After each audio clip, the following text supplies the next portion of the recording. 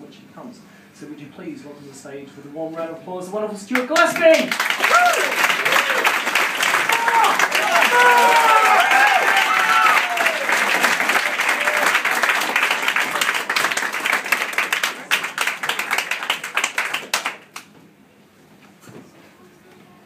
Hello. Hello. My name's Stuart, and I'm a reporter at the Fife Herald, incorporating the Kinrossshire Advertiser. That's not funny. The Fife Herald, incorporating the Kinrossshire Advertiser, is one of the top weekly newspapers covering North East Fife and Kinrossshire. You didn't laugh at Dawn when she said she was from the Guardian. How rude. No, I'm only kidding.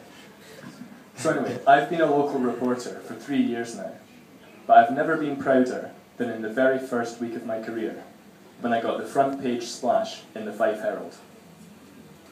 Now a lot of people seem to labour under the misapprehension that local news is all about cats stuck up trees. Linda? Well, it's not. It can also be about joggers who get attacked by buzzards.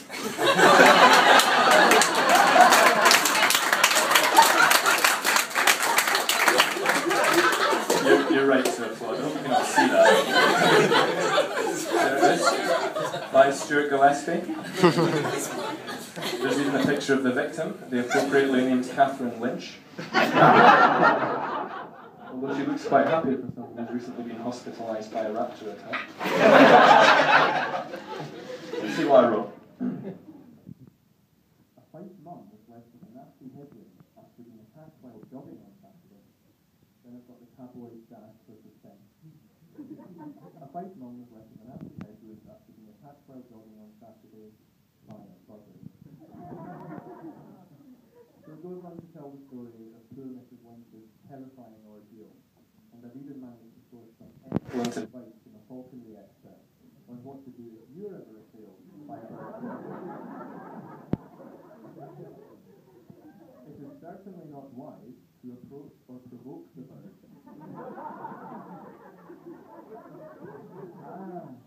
See, normally when I spot a buzzard in the street, I shout, "Oi, buzzard, you're just a shit eagle." You're a poor man's peregrine falcon, mate. No wonder I keep getting attacked. This story actually earned me the ultimate compliment that a local reporter in Scotland can receive. It appeared the next day in our national red-top tabloid, the Daily Record. Now, for the uninitiated, the Daily Record is kind of like a deep-fried Mars bar washed down with a pint of iron brew. It's unmistakably Scottish, but it makes you feel a bit sick. It's basically a print version of Ralphie Nesbitt, but without humour. And it's funny, because every time one of their reporters speaks to someone I've interviewed, they always give them exactly the same quotes. It's uncanny. Now I know what you're thinking. A scoop like that in his first week as a journalist. Why on earth isn't he heading up the Guardian's investigative team by now? It's a mystery. Or perhaps you're actually thinking that this seems to be turning into the bitter rant of a man stuck in a career rut, unable to get off the treadmill of local news. A jealous man who's seen his student newspaper contemporaries go on to enjoy great success on the sports desks of national papers. You're right. But what this shows, I have to take that out of the screen to the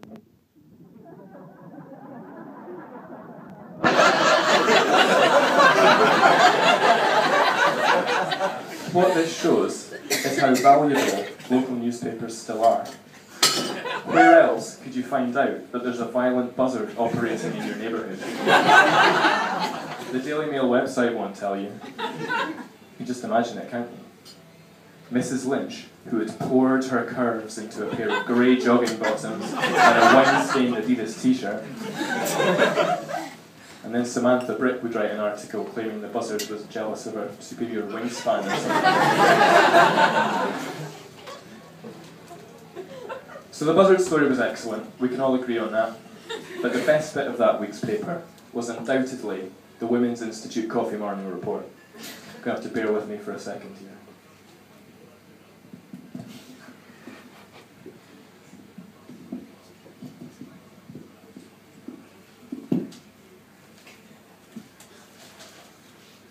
I can exclusively reveal that in June 2009, Mrs. Betty MacDonald won first prize in the competition to find the best collection in a matchbox.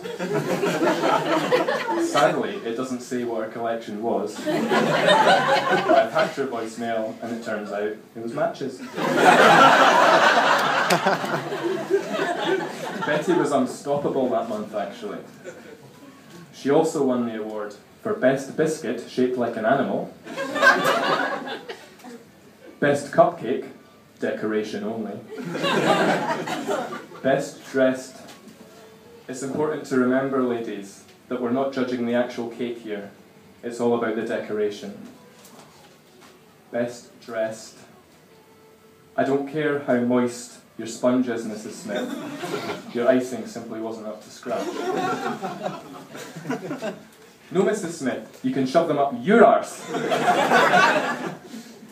Betty also won the prize for Best Dressed Vegetable. And wasn't it nice of her husband to come along to the meeting with her? Bit of a joke, actually.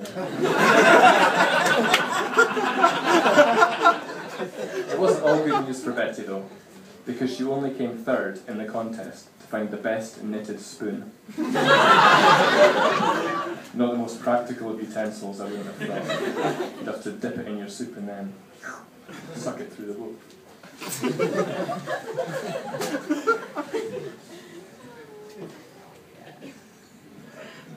Some people say that local journalism isn't a glamorous profession, but that's bollocks. I once got an email from Chesney Hawkes. It's true. A cruel prankster had been going around town putting up posters suggesting that Chesney, or as I call him, 90s pop icon Chesney, or sometimes Chesney, best known for his 1991 smash hit single, The One and Only. Anyway, the rumour was that Chesney was going to be switching on the Christmas lights that year. But using all my investigative skills, I managed to track down the man himself and get him to confirm that it was, in fact, a Chesney hoax.